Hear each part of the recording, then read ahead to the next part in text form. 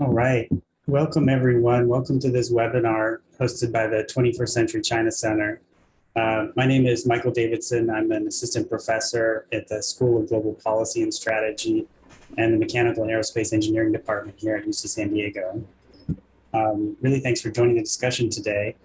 This webinar is recorded and it will be available on our website, china.ucsd.edu afterwards. A few mechanics. We do have a Q&A function at the bottom, so please use that to submit your questions, and I'll be moderating some discussion, reading from your questions, aggregating them possibly at the end of the presentation. So today, I'm really happy to have Alex Wang, who is a professor at UCLA School of Law, and his research focuses on the interaction of environmental law and governance institutions in China and in the US. He's got a long list of accolades and affiliations, including the National Committee on U.S. China Relations, the Council on Foreign Relations. He serves on the board of the Environmental Law Institute, is also advisory member of the California China Climate Institute. He also sits on some advisory boards of Chinese NGOs, including the Institute for Public Environmental Affairs. And Professor Wang was actually previously a senior attorney at the Natural Resource Defense Council based in Beijing, which is where I had the pleasure of first meeting Alex and working with him, and was the founding director of the China's Environmental Law and Governance Project, NRDC, which is a really great program. Prior to that, he was also a Fulbright Fellow, holds a BS in biology from Duke University, and got his JD from New York University School of Law. So after that, Alex, we're so excited to have you here. And after the presentation, I'll open up for Q&A, but let's all welcome Alex. Great. Thanks so much, Michael. It's wonderful to be here. Nice to see all of you. And thanks to UCSD for having me today. The 21st Century China Center there is one of the leading places for the study of China in the United States. And UCSD also has a real wealth of expertise on climate change. So Michael is an incredible addition to the faculty there, really hits on both of those areas. I've benefited from David Victor's work as well in the climate space. And so I'm going to speak for 25 minutes, 30 minutes, and then I hope we can have a back and forth, because I think what I get out of these talks is the chance to have some exchange, hear what people are thinking, and to use this as a way to try to work through some issues that we're all grappling with, right? So we're going to talk about, I'm going to talk about U.S. China engagement on China. What are we talking about when we talk about an engagement? What do we think is possible? What are the possible risks and pitfalls? Where has the conventional public discussion gotten things wrong? And so let's try to unpack these questions in the next hour. So I know a lot of the members in the audience are environmental experts, but I know at least some of the folks will be a general audience. So at least let me just set the stage with a few points that underlie the comments that I'll make today.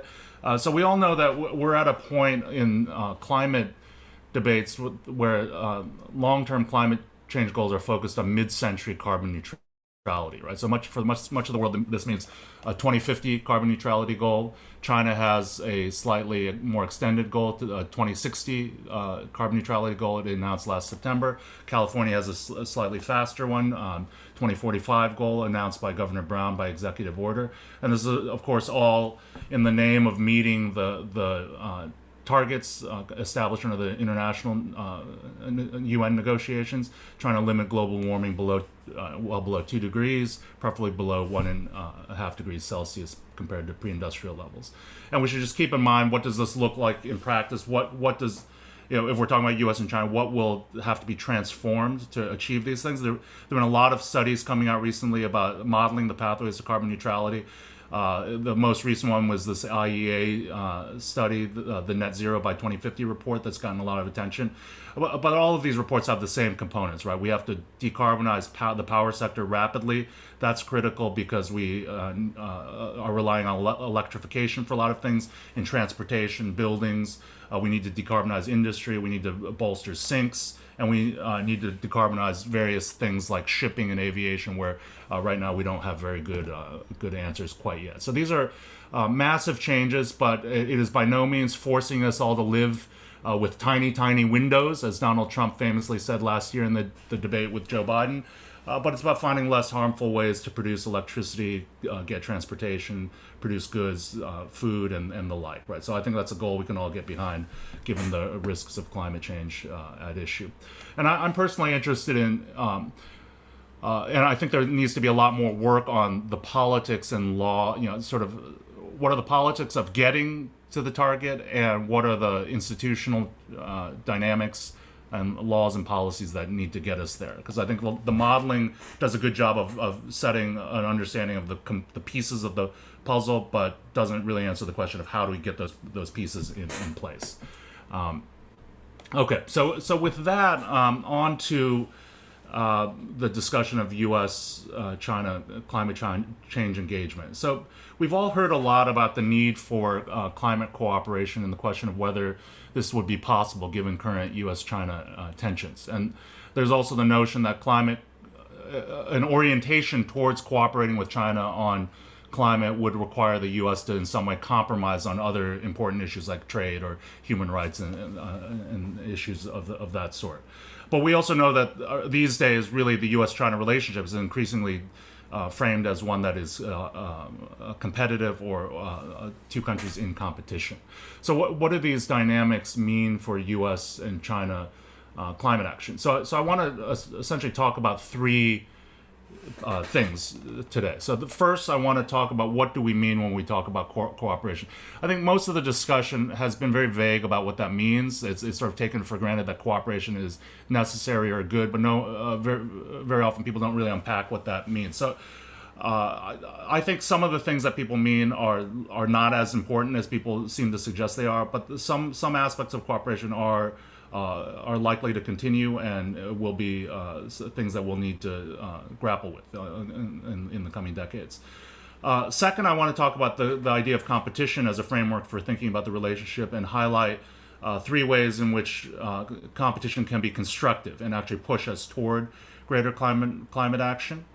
And then finally, I want to raise the potential risks, right? A competitive atmosphere could go south. It's not inevitably constructive. I'm thinking about pathways towards a constructive sort of competition, but that's not necessarily the way it would go. And so let's talk about the areas where there might be risks and how we would grapple with these risks going forward. And in that third area, I think we have the most unanswered questions. And so this is where it would be great to have more of a discussion with all of you. And I think this issue of how to assess the risks in the U.S.-China dynamic without going overboard and without kind of creating a problem we actually didn't have before is something we're grappling more generally with in the U.S.-China relationship in all areas, right? So a lot of people are talking about what Jerry Cohen, my old professor from NYU, calls the 4 C's, right?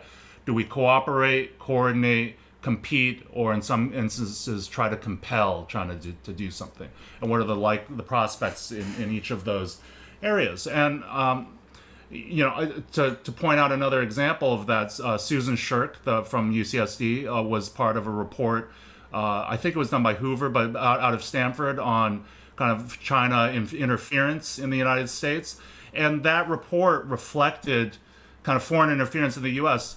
Susan notably got some attention for dissenting from the general tenor of the report. And that dynamic and that debate over how do we assess the potential risks of foreign interference of China in the United States reflects this dynamic, right? How do we realistically assess the risks without going overboard and without also underplaying the potential risks, right? So the balance is not easy. That's where it becomes difficult, finding out how to calibrate that.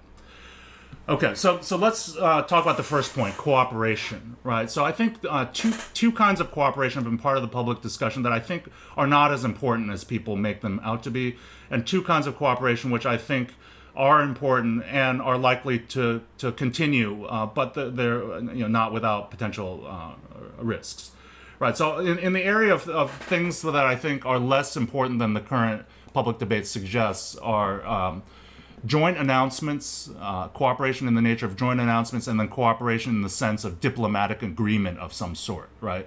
So a lot of what people have in mind when they talk about cooperation is the type of joint announcement that Obama and Xi made in 2014, 2015 in the run-up to Paris. And I think that type of cooperation was important at that time because it was uncertain what what sort of international agreement we would get and whether we would get one at all, right? So it was important to see the world's two largest emitters standing forth and suggesting that they were on the same page and heading in the same direction, right? And so I think at that time that was important, but I think now we are operating under the Paris Agreement and the focus is more shifting towards implementation of the goals. And in a significant part, this means each country kind of getting its own house in order and doing the difficult work of overcoming political barriers and technical barriers at home to meet these goals. And so joint announcement, this is not to say that joint announcements going forward will not be useful in some way, but I think they're less central than people suggest, right? We recently saw John Kerry and Xie Zhenhua joint announcement, and that's all to the good, right? It's better than having something more contentious, but probably less central than it might have been before. Okay, so that's the area of joint announcements. The second area, which I think there's a lot of framing in the media in particular that seems off to me, is this idea that we need some sort of diplomatic agreement. And I think this is sort of a backward-looking framing that hasn't kind of caught up to where we are today. And it's this idea that the U.S. and China need to come to some sort of negotiated agreement for there to be forward climate action, right? And so I was looking recently at a BBC Newsnight report from April, mid-April, a report just in the days ahead of Kerry's visit to Shanghai with Xie Zhenhua. And so one of the things the reporter said was, quote, "What's clear is that without an agreement between the world's two largest polluters, there is little chance of averting dangerous climate change," right? So that frames that idea that it's some negotiation where they're trying to negotiate back and forth and make concessions to get an agreement. And without that, the whole thing's going to collapse, right? So I think that's the wrong framing. And this is where you get the notion that there's been a debate inside the Beltway that Kerry will need to compromise other American values in order to get Chinese climate concessions, right? And why do I think this is sort of old school thinking? I mean, I think it's really hearkening back to a period where we were thinking about climate action more primarily as a collective action problem, right? So some of you may remember the Byrd-Hagel Senate resolution from the late 90s, that essentially killed American participation in Kyoto, right? That was the sense of the Senate that the U.S. should not engage in, should not join international agreement on climate change unless other major emitters like China had commitments as well, right? But that was a very different era where that was motivated in part by real economic anxieties, but also that was a way for vested interests to sort of fend off change, right? From that would inevitably come with climate commitments. But that framing, I think, ignores a few key shifts that are occurring right now that have started to occur and are transforming the dynamics. And the main one is this idea that decision makers and actors are now thinking of climate change as a way that promotes opportunities, economic opportunities, job opportunities. In the West, this is the Green New Deal framing in the US or the Green Deal framing in Europe. In China, it's gone by eco-civilization. Xi Jinping has had a slogan that's loosely translated as "green is gold," right? 绿水青山就是金山银山. In China, they've talked about the mantra of moving from high speed to high quality growth, and this is done in the name of escaping, solving economic, environmental problems and escaping the middle income trap. So China's environmental policy has been very much motivated in significant part by non-environmental goals like economic goals as well. And so in this regard, in this type of approach, kind of melding economy and environment, the U.S. is frankly quite behind the ball on this, right? China has been thinking about this for a while. It's motivated a lot of their industrial policies, the so-called strategic emerging industry programs from the Hu Jintao era to the later Made in China 2025 policies, where industrial policies, among other things, included industrial policies for clean tech, energy efficiency, environmental technologies, these types of things. And the support in China has been so extensive that it's led to a host of trade and national security conflicts with the U.S. and Europe and others, right? And so, and in China, there's no question that this kind of push has begun to pay dividends already, right? China absolutely dominates the supply chain in a number of areas. Solar, batteries. It's battling for dominance in electric vehicles, and it has a strong position in wind. And we've seen that the Biden administration is now framing its policies around climate and economic opportunity, right? Thinking about green jobs. Industrial policy is no longer a dirty word in this particular administration, right? And this is coming after 4 years of unconscionable climate backtracking in the previous administration, right? And I think this collective action framing also ignores the way that the costs of taking climate action are are declining in significant ways for key technologies like wind and solar. This is reducing or eliminating, in some instances, the so-called green premium. So think of how the costs of wind and solar and batteries have dropped precipitously over the last decade, and renewable energy in some places is cheaper than coal. And this is beginning to transform the economics of going green in many respects, and so it changes the way we think about this. So I think joint announcements, diplomatic cooperation, are not essential for the reasons I've just mentioned. But there are two other areas of cooperation where I think some people mean when they talk about cooperation that are bound to continue, even in the face of U.S.-China tensions. So I think the relative easy one is in the area of technical cooperation, right? Even in the worst days of the Trump administration tensions with China, this sort of technical cooperation continued just because it'd been going on for a long time. This is the type of work that Michael and I do, and lots of others do. And it's been built on a few decades of relationship building and ties among people who are just trying to solve common problems. And politics tends not to seep as deeply into those relationships, although it doesn't completely, it can't be completely avoided. But work has continued in that, even in the worst days of the Trump era, and it's continuing now. And it's thanks to private funding, foundation funding, and government funding, and we'll see more likely federal support for this now in the Biden administration. And in the Xie-Kerry joint statement that I mentioned a few moments ago, there was an expressed interest in U.S. China cooperation on a number of technical issues, right? Industrial decarbonization, power sector decarbonization, carbon capture, energy storage, grid reform, green hydrogen, and a host of other things. Sort of all the list of technical things that we need to resolve is on in that joint statement, and that seems to me all to the good, and hopefully will continue to be relatively insulated from the broader political climate. The second thing that people mean that I think is important in a form of cooperation is essentially commerce.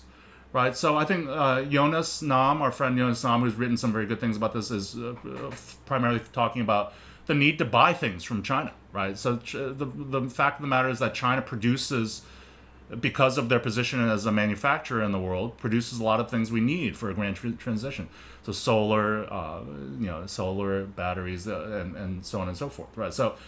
If cooperation means that we need to continue to purchase key technologies from China, then it's hard to see how that will stop, right? There's been a discussion of decoupling, but it's given how intertwined we are and how integrated supply chains are, it's hard to imagine that there would be real decoupling. There will be adjustments, attempts to shore up complete reliance or the degree of reliance and these types of things, but that relationship is going to continue for some time. And there are risks here, right, from trade measures, trade wars, national security issues, and that's something that we'll come back to, and hopefully we can have a discussion about that. So just to recap, I think less important forms of cooperation now, although certainly would be helpful if they were possible. But if they're not possible, it's not the end of the world, or in the world of joint announcement and then specific diplomatic agreements.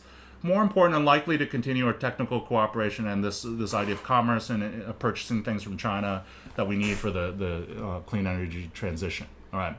So I think it's worth unpacking that, just because I think it's been so vague in the public discussion and many times when you see it.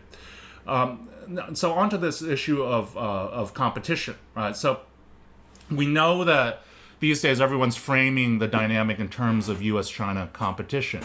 And so the question going forward is whether this can be constructive competition in a market sense, driving each other forward and to do better, to innovate, to lower costs, these types of things? Or is it something more destructive, where you're just trying to sort of destroy your opponent in a way that doesn't move the environmental issue forward?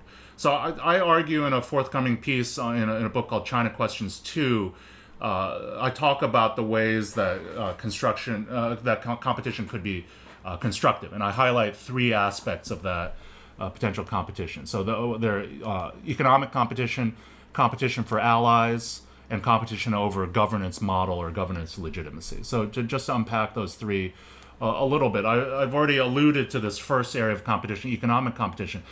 We are quite frankly in the midst of a generational shift or generational competition for industries of the future, right? Fundamentally, the way we generate energy, the way we do transportation, right? So wind, solar, batteries, electric vehicles, energy efficient technologies, whether we can decarbonize industry, right? Steel and cement, these types of things. And as I said before, in many of these areas, China has doubled down on and offered a lot of state support, industrial policy support, and is winning in many of these areas, right? So in solar, they have 75% of solar modules, 80% of solar cell manufacturing, almost 100% of ingot and wafer manufacturing, 60-some% of polysilicon. Biden these days is talking about industrial policy to build U.S. strength in these areas. There's legislation, something called the Endless Frontier Act in Washington right now, that is essentially a sort of U.S. version of Made in China 2025 to try to build to compete in these areas that China has already invested quite a lot. You also, I'm sure, saw Joe Biden riding in the electric Ford F-150 last week, and it looked attractive enough. I'm not a truck guy, but I started looking at the specs to see if I might end up in a truck next year. So, China has gotten into these industries exactly because there were no incumbents, and they saw it as a way to be able to dominate. Right? It's how are you going to dominate the auto industry, the internal combustion auto industry, where other countries have decades of lead on you, right? So these are industries where there's no clear incumbent, and so China's plowed resources into these areas, and after a decade or more of doing this, it's begun to pay dividends, and the U.S. is playing catch-up, right? So Biden is proposing to do the same, and we'll see how that goes. In the best sense of this, it leads to a competition that pushes everything forward and innovates, provides better value for consumers and these sorts of things, right? But that's not inevitable, but that's one way it could go, right?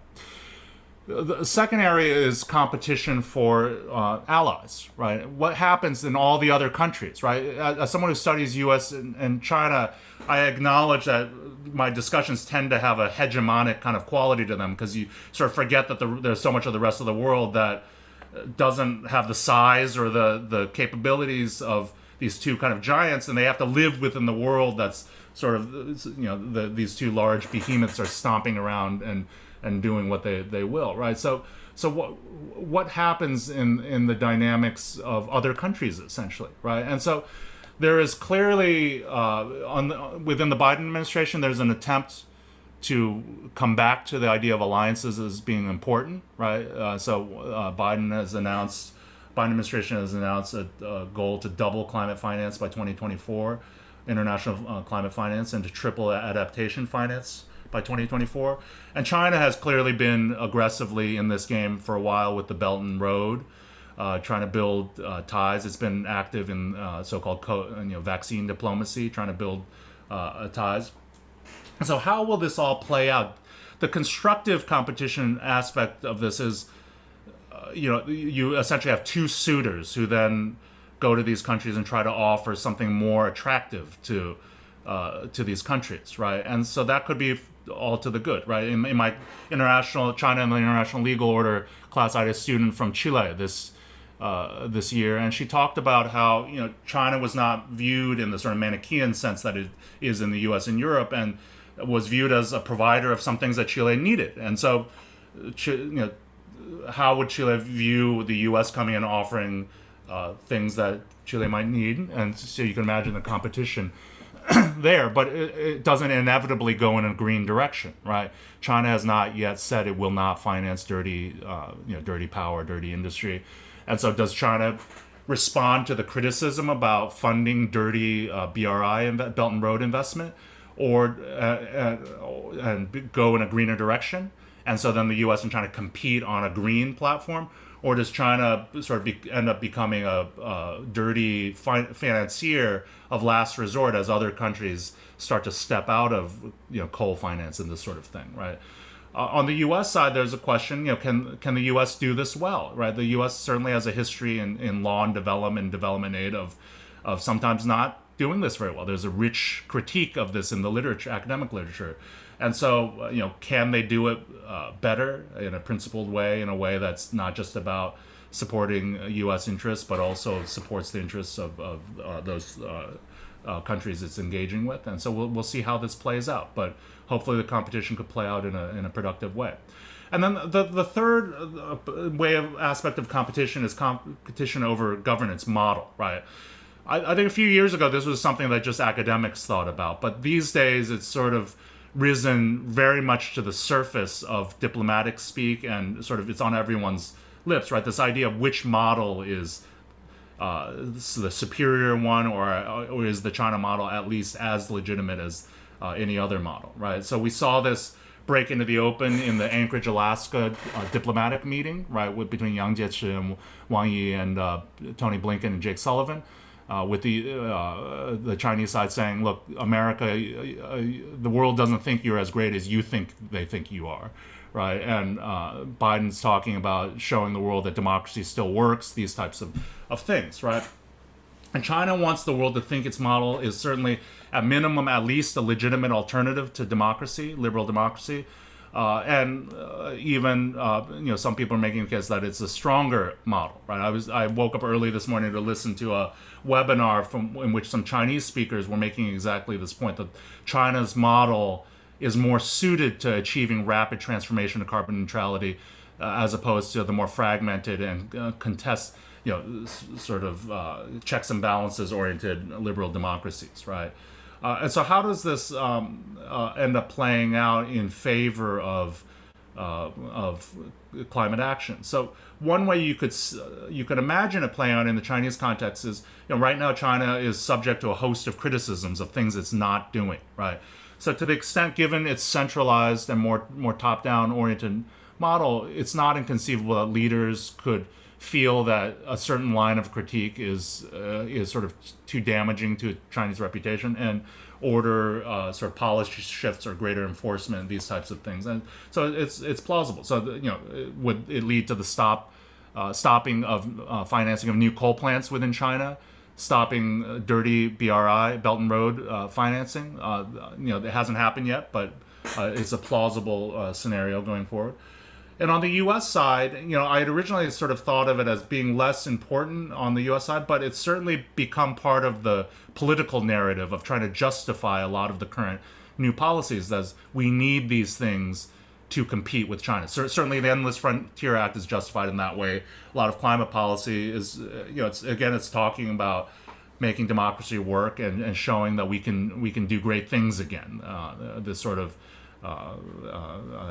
mantra of the current administration, right? So this competition, in its best sense, is in the nature of a moonshot, right? But in many ways, it's broader than a moonshot idea, because it's touching on fundamental aspects of our economy and energy security and livelihood issues, right?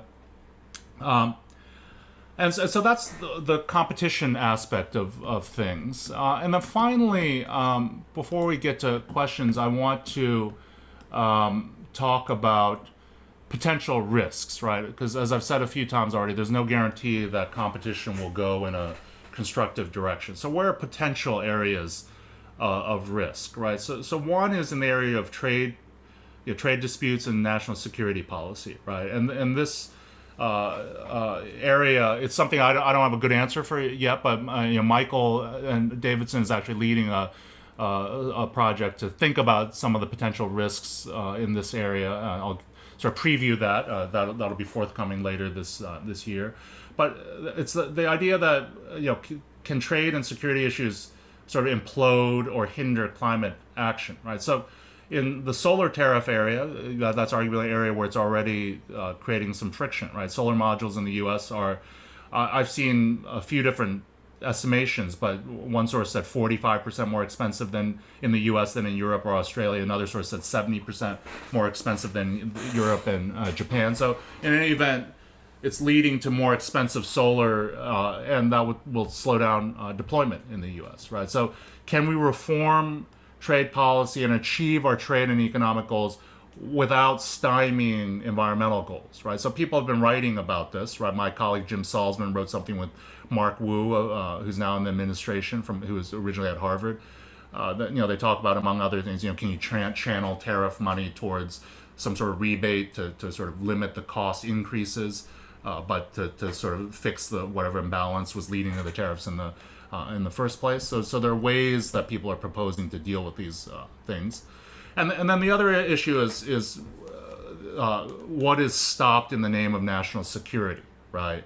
Michael's talked about, raised examples like blocks on Chinese EV buses in municipal fleets, or there's an example in DC of Chinese-made metro cars becoming controversial for national security reasons. So, what's a real national security risk? What is going overboard? What is national security as a cover for sort of more parochial kind of competitive interests? And so how do we get realistic about the risks without entering into some sort of green McCarthyism, right?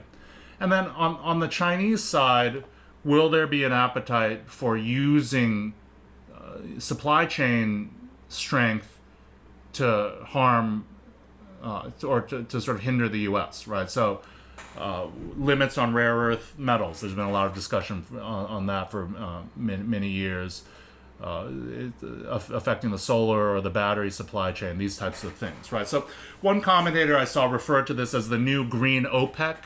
I think this is overblown, right? Solar modules are not the same as oil, right? There's more time to adjust if there is conflict, right? It's not like oil where you can have very immediate impacts, but the point is that there is some risk here, right? And so what would China be willing to do to leverage its economic might in service of political goals? How will it play out here? And of course, there's always the risk. Howard French raised this issue in a piece just this week. To what extent do we create the enemy that we by sort of the rhetoric and the actions that you create an enemy that wouldn't have been there before, right? It's something that worth thinking about, right? Do you drive a tit for tat that wouldn't otherwise happen, right?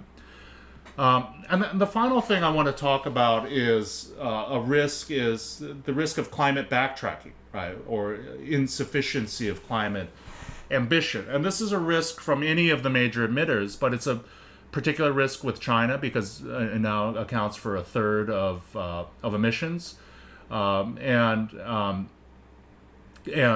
China is very carbon intensive, and its its emissions are still rising, right? So what's interesting right now is the narrative from within China and from outside of China just could not be more different, right? I mean, we're used to in the American political context now these just completely diametrically opposed political narratives, and in some ways you have similar dynamics between the U.S. and China writ large. And so how do we grapple with that?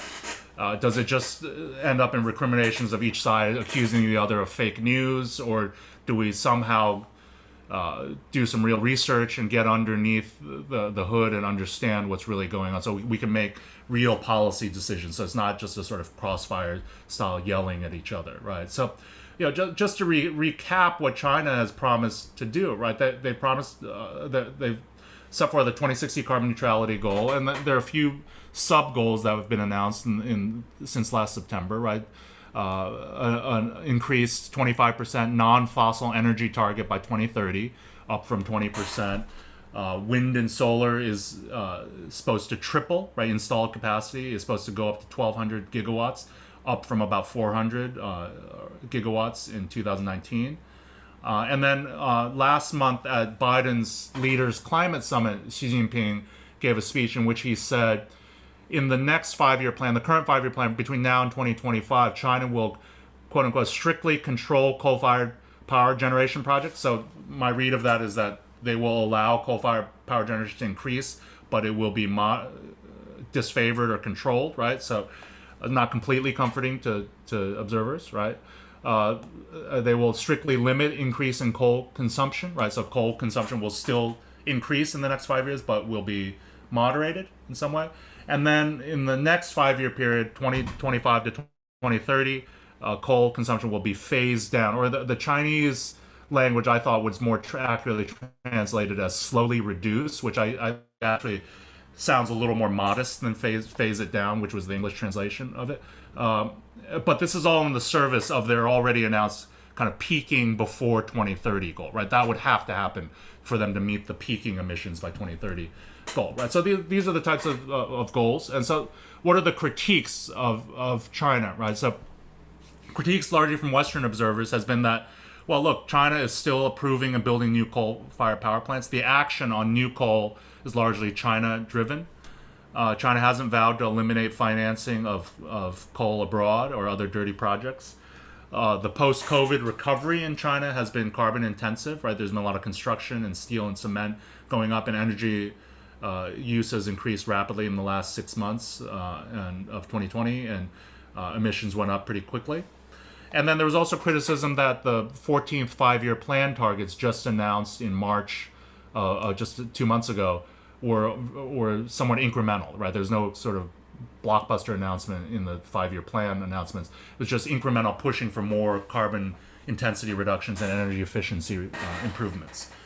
And then, if you look at specific policies, you could read it as a reason for concern, right? So China's gotten a lot of praise for its national carbon emissions trading system. So I'm doing a project that's looking at the rules of this, and what you see is relatively modest rules, pretty low in ambition, right? And the IEA just put out a report along with Tsinghua researchers, right? So Chinese researchers took part in that report, and they model relatively modest impact on coal power by 2035. So that should worry us. Like, under the current structure, coal power production would still be higher than it is today in 2035, 15 years from now, right? Which would be worrisome. And we can talk about the details of that. That's without auctioning. That's with the current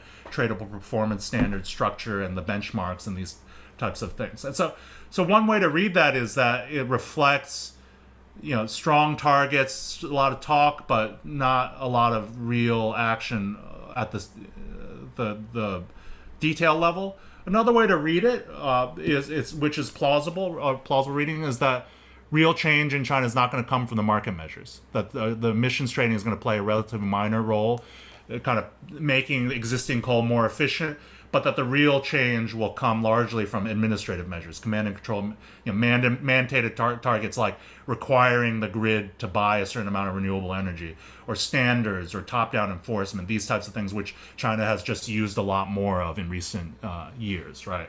And so those are different reads on it, and a lot of where you might come down on that just depends on your priors on China. But I think the verdict is still out on that.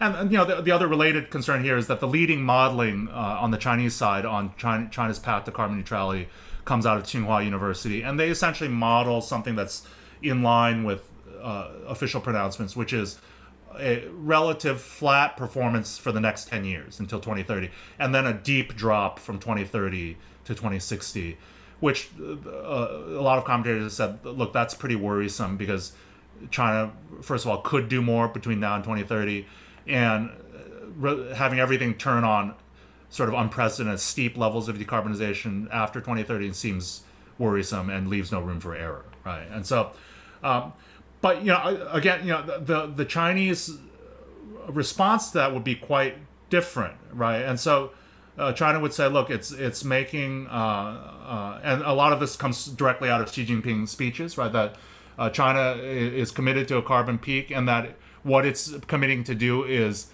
to do something in a faster amount of time than what Western countries have done it, right?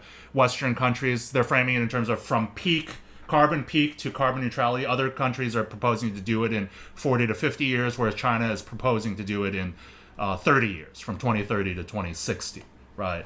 And that leaders are also turning to a lot of the institutional reforms, saying, look, now that we have this high-level political priority, we are now implementing it. Maybe implementation looks messy right now, but the system will eventually get it together. And now all the local officials are getting targets, and they're putting carbon neutrality goals into action plans. And there's support for cities and companies and sectors.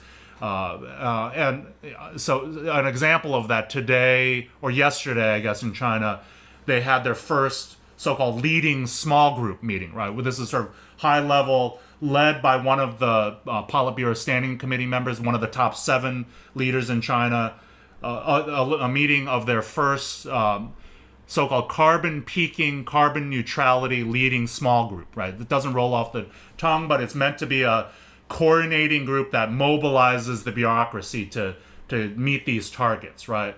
So to the optimists, they say, look, this is the way China's system works. It's administrative, it's bureaucratic, and the system is mobilizing to push towards these goals, and China always under-promises and over-delivers, right? And the focus on the negative aspects right now are either too short-term in thinking or incomplete or misguided or, in the most extreme view, fake news, right? So we're going to have to work our way through what's the reality, right? And in some ways, the U.S.-China tensions do make it more difficult for us to understand what's going on in China, right? It has made academic research more difficult, right? It's harder to go on the ground and do interviews, and even when you get interviews, people are less forthcoming. And so that is a problem going forward, right? It's a big problem in China research overall, and it's one that we're all grappling with, but it's critical, right? How do we understand China? How does China understand us?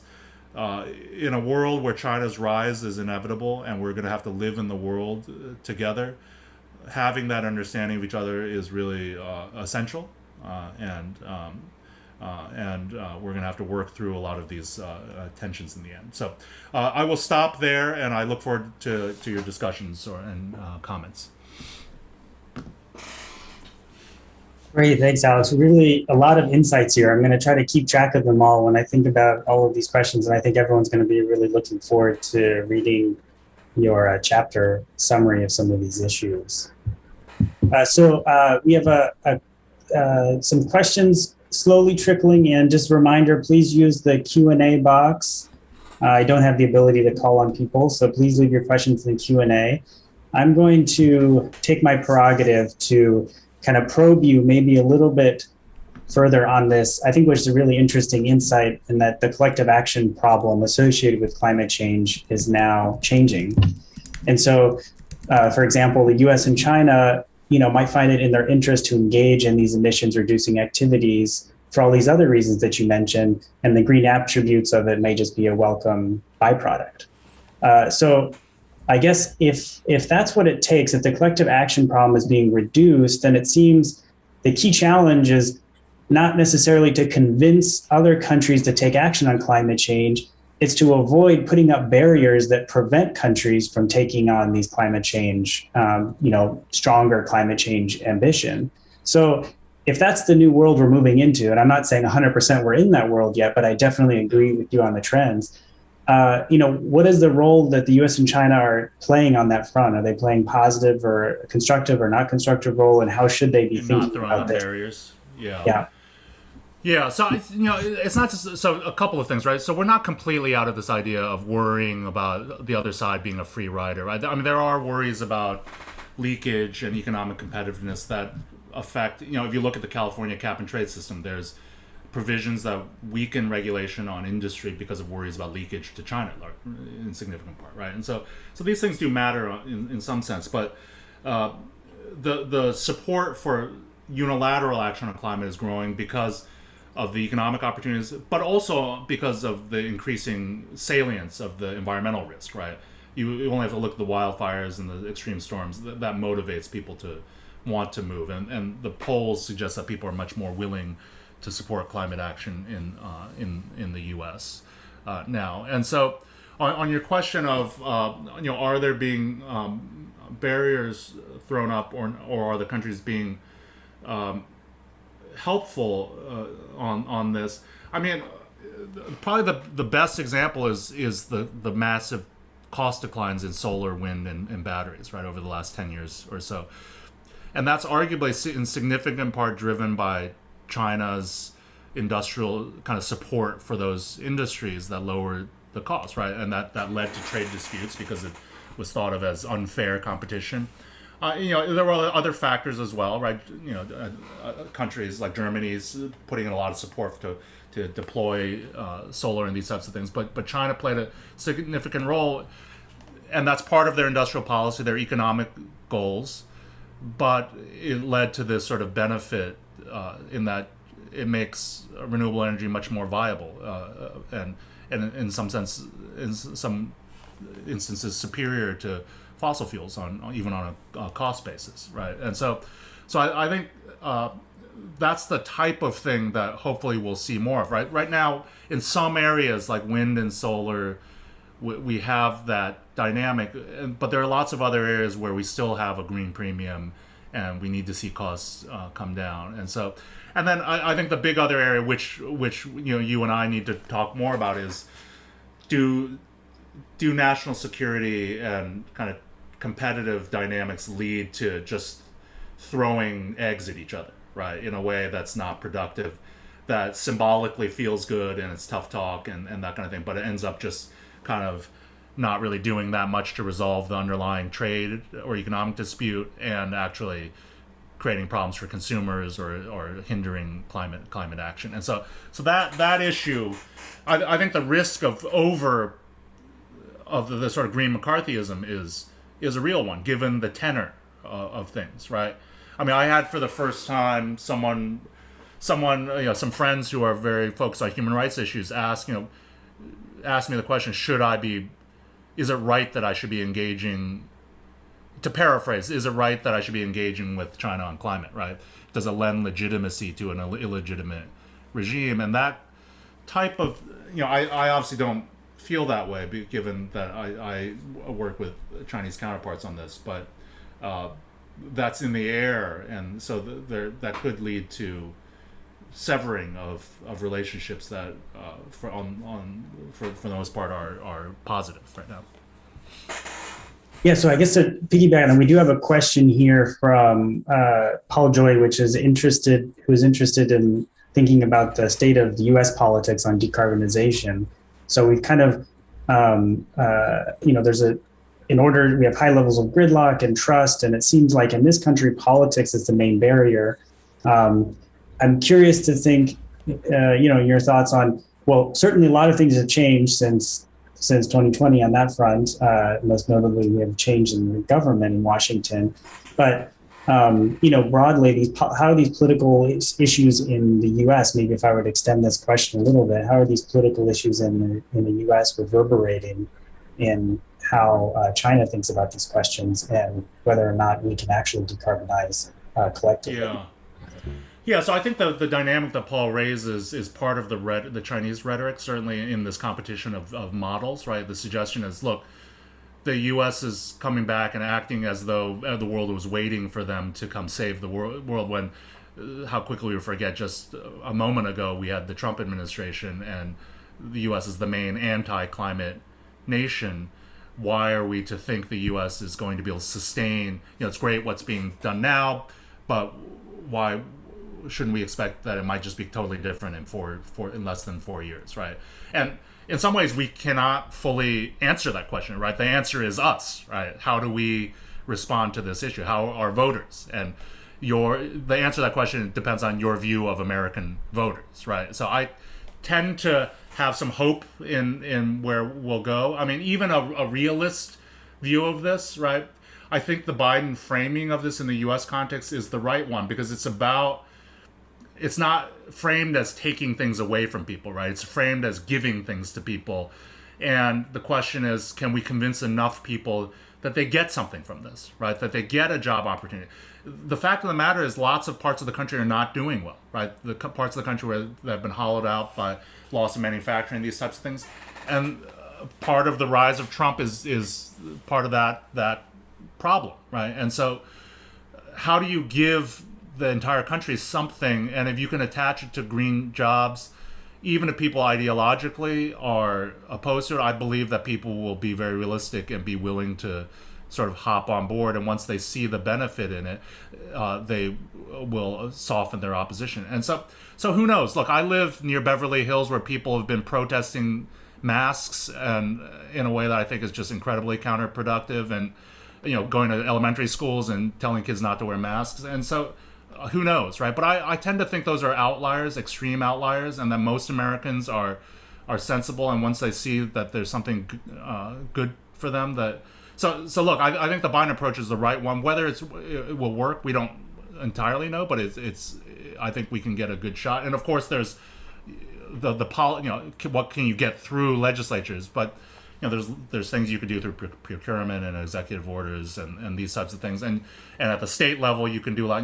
I think Alex Wang is asking about subnational cooperation, right? The more you can get a number of states to, like California, like Washington, like other states, to start to move on this, then not only does it deal with carbon issues in those states, it starts to create more markets for these products.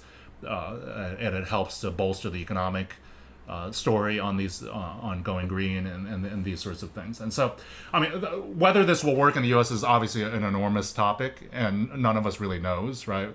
And I'm sure lots of the people on the call are, have views on the U.S. politics of this. But I think it's an important question going forward. Yeah. So. Another question, maybe getting a little bit more to potential cooperation. So Mark Cohen actually gave an interesting talk for China Center earlier on IP theft issues and how they are potentially overblown in some U.S. contexts.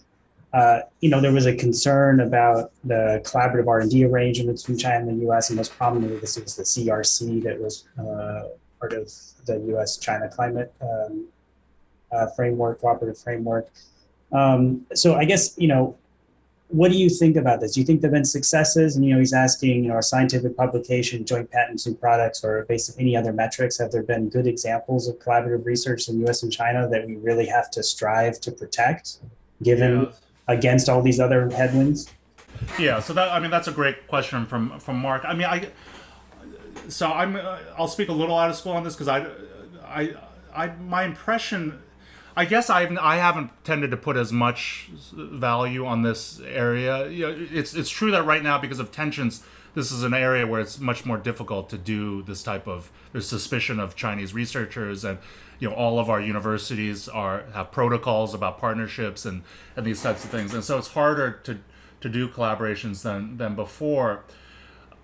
I guess I've never thought of it as the primary area where we're going to get things done. I'd love to hear. Joanna Lewis has a book coming out on this type of work. I'd love to see if she has some examples where this has produced really important outcomes. But even if these things are not, the collaborative research is not possible. If people are competing to kind of innovate on technology and competing each other in more of a market-based way and building on other people's technologies, that seems fine to me. I mean, Mark will know much more about the IP aspects of that. When does the building on other technologies encroach into unfairness and legal violations? But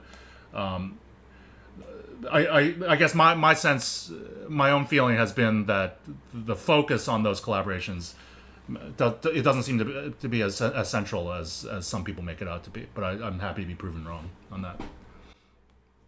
Yeah, I think it's difficult to assess those. I mean, it's difficult to assess the benefits of R&D investments in a single country over time. I think we have decades of data now in the U.S. which demonstrates that we get many dollars over for every dollar we invest in basic R&D. We have much fewer years of these kinds of collaborative clean energy cooperations that are coordinated by governments. So I guess we have time for one last question here. And I am kind of curious if you think, to answer sort of David Pettit, a former colleague at NRDC, is asking if demographic challenges in China are going to make it easier or harder for China to meet its carbon goals. This is, of course, relevant as we think about what's going to happen in India, which could, surpass U.S. and China in emissions at some point later. What do you think about how the structure of China's demography will affect their ability? It's a great question. I'll be honest. I don't really have a take, smart take on this. As the population tends to age, what will happen? I don't know. I don't know how much it will affect it. I'll be honest, but I think it's a good question. Do you have a view on this? You stumped him, David. Yeah, I mean, I think broadly speaking, when you have population growth, which if you just follow like a standard kind of relationship, you'll see as people are gaining more income and using more energy as a result of that, and the population is growing, you'll see these things kind of trend. China's moving at a different pace, and they're already past the sort of demographic dividend kind of phase, and so different. You're entering a different phase where you have kind of this middle income country struggle, increasing energy consumption, already higher per capita than EU average, and kind of thinking about what those directions are. I think those are probably going to be more critical to understanding China's growth trajectory in terms of emissions. Right. Great. So I have very strict instructions to end on time. So I'm going to sort of close it off now, and apologies to those folks whose questions we didn't get to. I really want to thank everyone for joining us today. This is a really interesting discussion. Thanks all for your questions. And then, of course, thank you, Alex Wang, for joining us and sharing some of your insights. And again, we're looking forward to reading your chapter when it's out. So this webinar is going to be available in the next few days on our website, china.ucsd.edu. And then next Thursday, very excited, we're going to have a panel featuring some student winners of this year's China Focus Essay Contest, which on various conversations related to U.S. China relations. So please join us next Thursday, June 3rd for that. Thank you, Alex. Great. Thanks a lot, Michael. Bye, everyone.